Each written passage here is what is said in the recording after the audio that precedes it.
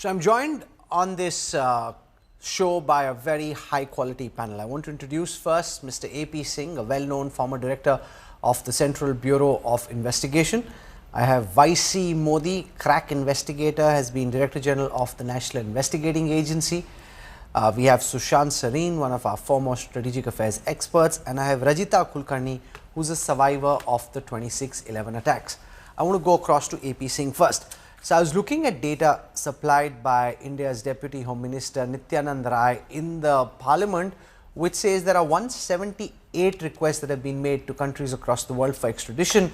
23 people have been extradited over the last 5 years, and with the US itself there are 65 requests for extradition.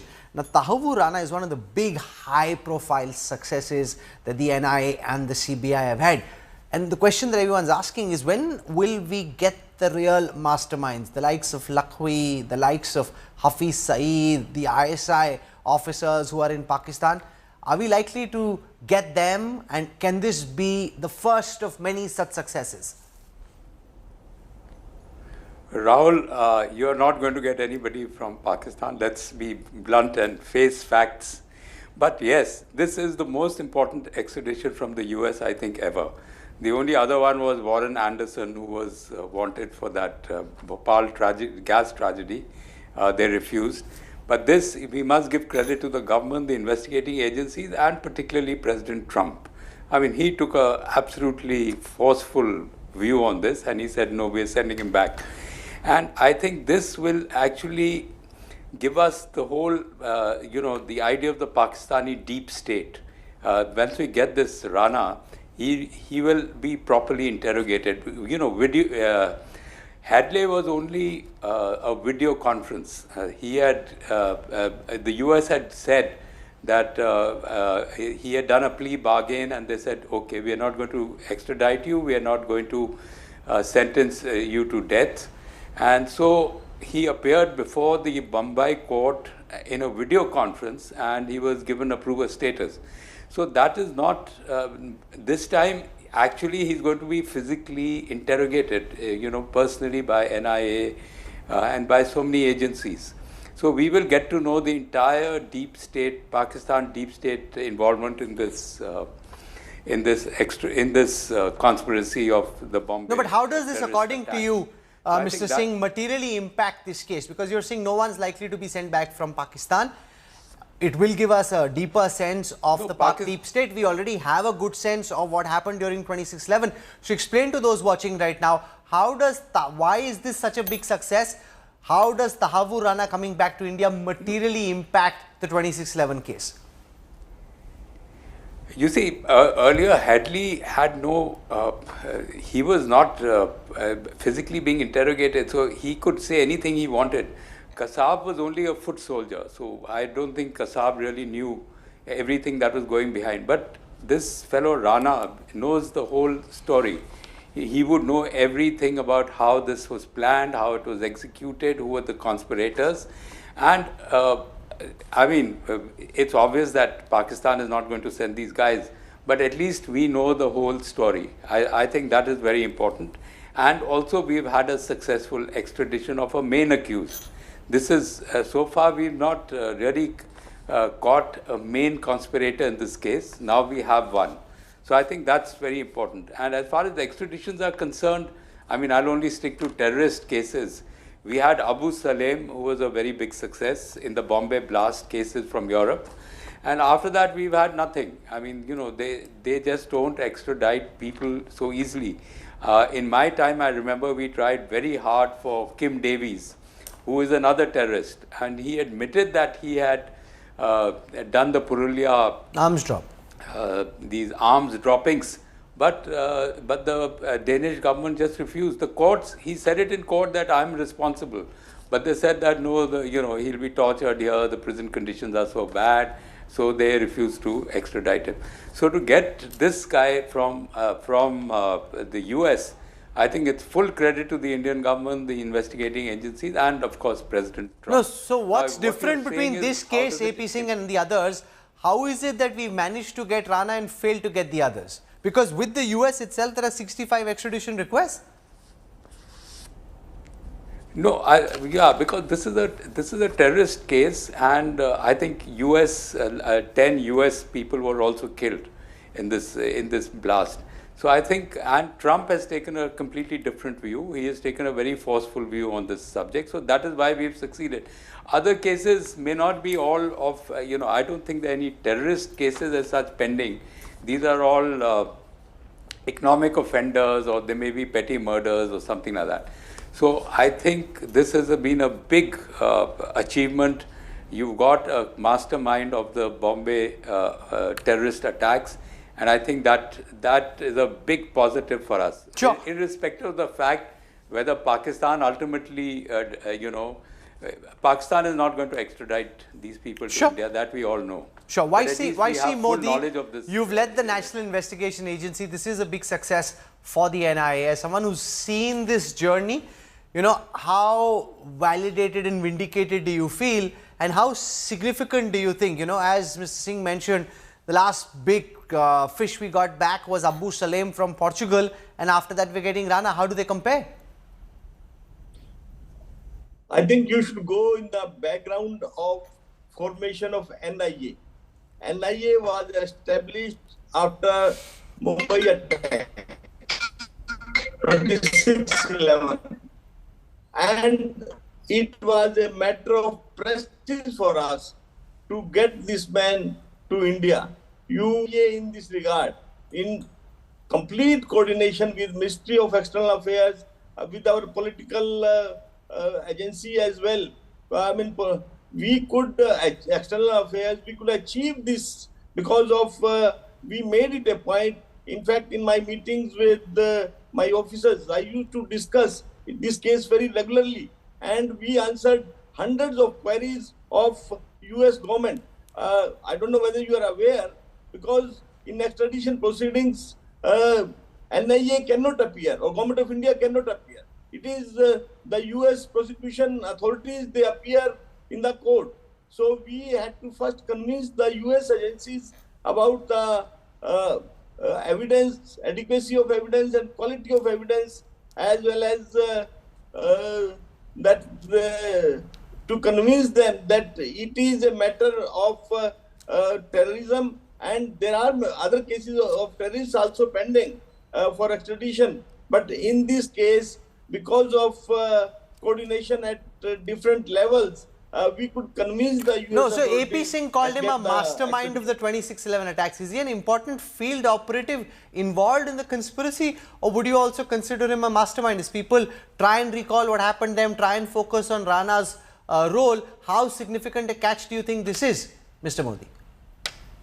No, it's a very significant catch, and he is one of the two masterminds. He was the person who initiated this conspiracy, that this an immigration consultancy office can be set up in Mumbai, and in the garb of that consultancy office, they can make visits to different places in the country and target the locations and provide that effective information to their bosses in Pakistan, so that this heinous offense, this big terrorist crime could be committed. So his role is very important. And another important thing is, Hadley has become a prover, and he has thrown this man under the bus that way. And now we expect that he will tell us the truth when our people will interrogate him. Because earlier they were together. Now he is on the other side of Hadley. So I think with the proper interrogation, we would be able to get a lot more information. Though, for no, but what purpose years, is that information? I want to press you on this. Okay, so as Mr. Singh also said, we'll get more information about Pakistan's deep state. Explain to those watching, why is that useful? We already know that the Pakistan deep state is very messed up, and that's enough for most people. Why, from an investigative perspective, is that important and consequential in your view? No, I can understand that everybody knows that Pakistan is involved. But the problem is, we give dossiers, and international bodies, in the international bodies as well. But now we hope that we will be able to give specific information about different actions done by them and involvement of Pakistan, and Pakistan will be fully exposed. That is what we feel. Though, I mean, as Mr. Singh told, that we are not going to going to get Lakwi or Hafiz Saeed, but we'll certainly be able to expose Pakistan more and more after interrogating Tahawwur Rana. Sushant Sareen, is this just about Tahawwur Rana, or do you think there's a larger message here in terms of dealing with the new Trump administration? They've let Rana go, and could they help on the other extradition requests? Yeah, we've got 65 requests according to the Ministry of External Affairs just with the US. What does it mean for the other 65? So, Rahul, I think we need to be able to distinguish between various cases. This is a very, very high-profile case. This is a case which became a cause célèbre around the world. It's an example of a terror attack which is used by intelligence agencies and security agencies around the world. Now, you can't lump this case with either a crime of financial nature or even a murder or even some of these Khalistani thugs who are in the US. That is one. Second, please remember that the kind of evidence and the kind of focus that not only the government of India, but I think, and the cooperation we got from the American side, from the American security agencies, which had gathered a lot of evidence against this guy, would have also helped in ensuring that he got extradited. Plus, of course, there was a political will in the US to extradite this guy. So I think that is something which we have to keep in mind, number one. Number two, let's also be very clear about a couple of things. You know, you were asking the two gentlemen, Mr. Modi and Mr. Singh, about what new will come out of it. So yes, of course, we will get some more information, etc., etc. A lot of it we already have. But I would suggest that, maybe this is an opportunity for India.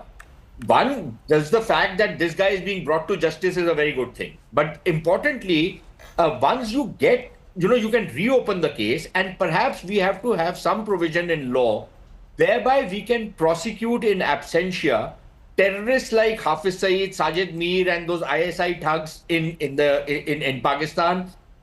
We follow a kind of a procedure. Our courts should be competent enough to pronounce punishment on them, and then you leave it to the security agencies on how that punishment is to be meted out to those guys wherever they are, in whichever corner of the world they are. I think we need to go down that road, because if we are not going to do it, then terrorist states like Pakistan will continue to harbor these guys. Now, in your report earlier, you were talking about what has happened to Lakwi, what has happened to Hafiz Saeed or Sajid Mir. Sajid Mir, the Pakistanis, they are so unscrupulous, they had declared him dead. They had said that he had already been buried. Finally, when the FATF leaned on them, they dug him out from the grave. Within a week, they sentenced him for, I think, 8 years or 10 years. Nobody knows which jail he is in.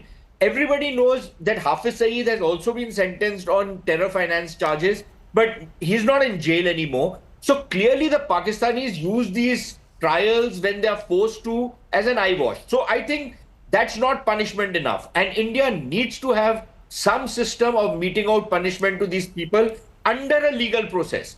Whether that punishment is meted out to them in an overt or covert manner, that's another matter. That the government and the security agencies can decide. But at least, as far as lawfare is concerned, you would have covered all the ends. And I would imagine that this is a golden opportunity for India to go down that road. And it's not just about Pakistan we are talking about. Let's talk about Bangladesh. There are terrorists in Bangladesh who the Bangladeshi courts or the current regime in Bangladesh has let go. These are people who pose a clear and present danger in India, who have carried out terror attacks in India. How can they be allowed to operate freely, unfettered in our neighborhood and create problems and murder and mayhem in India? So I think this is a good opportunity to go down that road. And plus, finally, I think, Rahul, the fact that, and I think the government deserves compliments for what it has done, that it kept a laser focus on this guy. They ensured and they negotiated diplomatically to get him back. That's good. But I think this is also an opportunity to keep the people in this country alive to what had happened on the 26th, 2008. Because we have histories of goldfish, and nobody should be allowed to forget what the Pakistanis have done, not only on 26/11, but in the train blast, in the Mumbai blast, in a number of other blasts in which thousands of people have been killed, and you can never forgive them or forget what they have done. No, absolutely. The fact that, you know, memory was fading around the specific role of Rana, Coleman Headley, the likes of Lakhvi and Hafiz Saeed, it brings attention back to that case. We can't forget that. Rajita Kulkarni is someone who would never possibly forget what happened, because she's one of the survivors of the attacks. And ma'am, as somebody who lived through that ordeal, what does it mean to you, the fact that this guy is coming back after so much effort going into his extradition proceedings? Yes, thank you, Rahul, firstly for making this subject a prime time discussion. Of course. Is one of the previous speakers, I think Sushanji, said this is something which we should as a country never forgive and never forget. And I think I sit here today in front of you not just as a survivor, but as a testament of the resilience, grit, and the spirit that binds us as Indians. And today is a big day. I think it's a day of gratitude. It's a day of catharsis. 17 years hence, I think with a great amount of diplomatic effort and very strategic focus, our government has achieved this today. I would like to really thank the government of India and the Supreme Court of the US and the President of the United States. In February, Mr. Trump said to Prime Minister Modi that he will extradite Rana, and in a short while from then, this has happened, and it is him who announced it. So it is a matter of not just a strategic achievement for us, it's a very symbolic achievement, and this was not an ordinary event that happened. It was a 72-hour terrorist attack, 3.5 days. The city of Mumbai, which is the commercial pulse of our country, was held to siege by these 8 or 10, we don't know the exact number of terrorists. And, they just entered our nation like this. And I think today's event, this extradition, is a very strong message that we as a country are not a pushover. You cannot just enter our country and do terrorist activities. We are a top 5 economy of the world. We aspire to be a top 3 economy of the world. We cannot be pushed over. So personally for me, and I think for all those who martyred their lives, sacrificed their lives, the families, the survivors, and for everyone else as a country, I think it's a huge, extraordinary achievement. Okay. Yes, you're absolutely right. I want to spend some time with YC Modi on what happens next. I know there are 2 jails in Delhi and Mumbai that have been instructed to prepare for Rana's arrival. Even in Tihar jail, there's a security assessment of what kind of cell will he be in.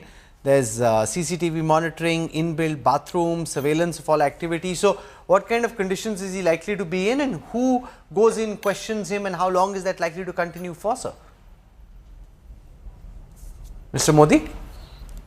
Frankly speaking, I don't know the specific details where he will be kept, sure, but I can assure you that there is no danger to his security. We will, Government of India and Delhi Police will ensure that he is given foolproof security and fair trial. These are the benchmarks of Indian judicial law administration system, and I am sure that there is no danger to his security, and he will get fair trial. No, sure. No, so Mr. AP Singh, give us some insights into what happens in this case from here. He's been brought back, and that is consequential. How long do you think this interrogation is typically, I mean, I know specifics are difficult to come by, but typically likely to go on for, and then what happens next? See, now I'm not sure about what the new laws say, but earlier you could get him for 14 days custody. So, when you apply for custody, you get him for maximum is 14 days. And it can be, broken into pieces, like you can take him for 3 days, give him back, then take him again. But 14 days was the maximum. Now I think it is, I think the number of days has been increased under the new laws. So we'll have to see how long. And there will be sustained 24-hour interrogation of this guy. And as Mr. Modi also said, the main lesson from this is we'll be exposing the Pakistan deep state internationally. I mean, you may not get these guys back. You may not get Lakhvi and Hafiz Saeed back in India for trial, but at least you are exposing the entire Pakistani deep state. And I'm sure he will sing like a canary. Once Why do you think he'll sing like a canary? He's going to come out with him. Why do you feel that way? I mean, the other thing is he's so hardened that he doesn't reveal very much. Why do you think he'll sing? No. I think he's basically a doctor, and he has an immigration agency. He has been helping them. He's not a hardened. At least my impression is he's probably not a hardened criminal. He is very anti-India. He wants to, but he's not a trained terrorist as such. So I'm sure the Indian authorities will be able to bring. So let's take a look at some of the other accused. And as I said earlier, from the US itself, we have 65 extradition requests. I want to take you through some of the important names. So there's Anmol Bishnoi. He's Lawrence Bishnoi's brother. He's accused in the Baba Siddiqui murder. He was arrested in the US in November 24 for using fake documents. India has requested his extradition. Then there is Goldie Brar, Satinderjeet Singh, mastermind of the Sidhu Moosewala murder. He's a UAPA designated terrorist based in California since 2017. We've requested his extradition as well. There is Ramachandran Vishwanathan, founder of Devas Multimedia, accused of money laundering and corruption. He's an economic offences offender. Then there is Ami Nirav Modi, wife of Nirav Modi, accused in the Punjab National Bank fraud related case. There's Nelson Kambata, chairperson of Kambata Aviation, again accused of financial fraud. He's under ED probe. There's James Larry Alford, accused in a case of outraging the modesty of women. There's Sahil Kumar, accused in a forged passport case. Now, Sushant Sareen, what more does India need to do to build on this momentum? Of course, 26/11 is an outlier in terms of how outrageous the attack was, but Anmol Bishnoi, Goldie Brar, these are important people to get back. Your suggestions in terms of what we should do to move the extradition needle? Look, I think it depends on what is the quality of evidence that has been produced by India while we have sought their extradition.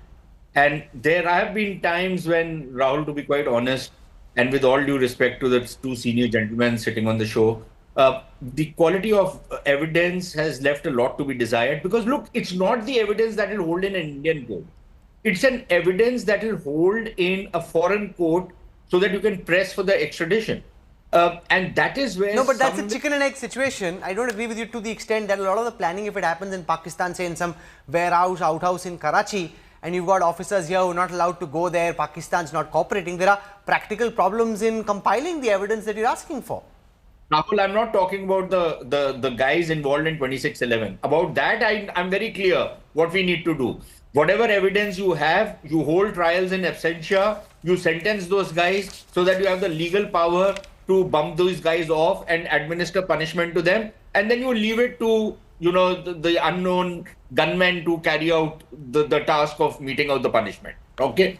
That is one way of doing things. The other way of doing it is that you keep pressing the Pakistanis at a diplomatic level, that there will be no negotiations, nothing happening with you guys. We will punish you wherever we can until and unless you hand over these characters. That's the second way of doing it. I don't think much is going to come out of the second way. They haven't even released Dawood Ibrahim, who they've kept in protective custody for so many years, for decades now, right? But I'm talking about the other extradition requests, for example, Anmol Bishnoi or this guy Goldie Brar. What is the quality of evidence that has been produced? Is the evidence compelling enough to force the courts and get their extradition through? How do you close whatever are the loopholes? How do you get the best possible legal assistance inside the US to press for your case? In this particular case, in the case of Tahawwur Rana, I would imagine that no effort and no expense would have been spared by the government of India to get his extradition. In fact, they would have pulled all the plugs with the American counterparts in the security agencies to make sure that, they got all the cooperation we required. That's not going to happen in the cases of maybe some gangsters or maybe, in the Devas case. I think I myself would have serious questions on the culpability of the guy. Sure. Okay, and there was a certain political element to it. Some of the other cases, there has been a certain political element to it. And they really would not hold up in any court of law, even out here, if those guys were to come back. So I think you need to look at each case individually, but to the extent that the government of India put in the kind of effort and the kind of expense and ensured that this guy came back to India, I think they need to be lauded for that. Okay, I want to go across to India Today's contributor in Washington, D.C., Rohit Sharma. He now joins us on this broadcast. Rohit, explain what you've understood of the process within the United States and the role of President Trump in ensuring that Tahawwur Rana actually comes back to India. This is one of our big achievements after the Abu Salem case, where a high profile accused has been brought back. How did the United States push through on this? Well, look, I think a lot depends on the priorities of the administration, right? I mean, I think India has been bringing this up since, I don't know when, since 2009, I think the first time he was arrested. But I think a lot had dependent on the progress both the countries have made over the years. I mean, yes, President Trump gets to, take the final call and saying, yes, we'll do this. But I think there have been building blocks all along.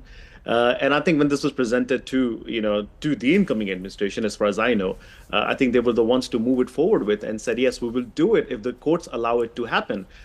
We also know that he's exhausted all, his resources here in America. So there was nothing left as such. But allowing this extradition also helps Donald Trump and the Republican administration to send a deep message saying that they are willing to work with India on issues that matter to both the countries, despite the fact that there's a lot of disagreement, especially in other areas that as we're seeing right now. So I think, he took the final call. The administration understood that it's important to build friendship and sort of send out a message that America is willing to work with India in multiple other ways. But at the same time, I think it exhausted all his resources here. So honestly, they didn't have a choice but to take this action. Okay, I want to put a couple of final questions to AP Singh before we wrap up. Mr. Singh, can this be a precursor for other bigger achievements, or do you think each case is different just because Rohit spoke about the determination of the administration and the mood within the administration? What can India do to try and capitalize on that?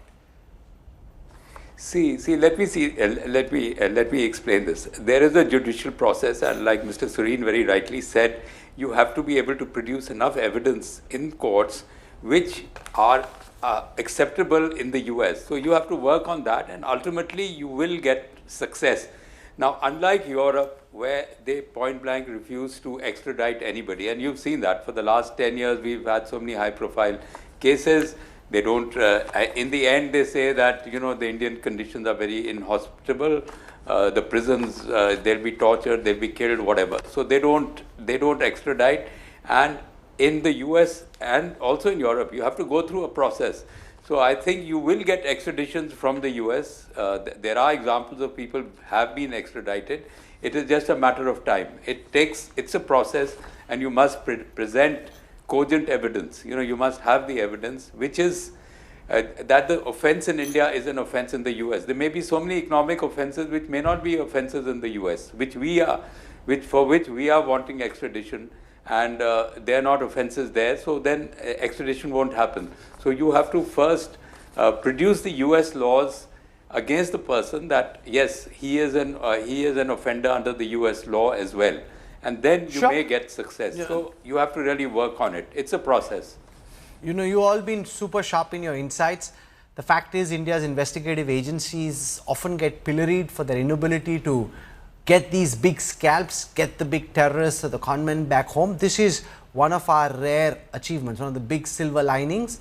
And I hope that we're able to build on this and get more of these crooks and more of these terrorists back. Of course, as our guest said, it requires a lot of effort, painstaking effort, putting that research together, putting the investigation together, and convincing courts in the US about and in Europe about the need for this. AP Singh, YC Modi, for your work. And for your insights. Thank you, Sushant Sareen and Rajita Kulkarni, for joining me as well. Our teams are covering Rana's return to India very, very closely. You can catch our coverage all through the night and tomorrow right here on India Today.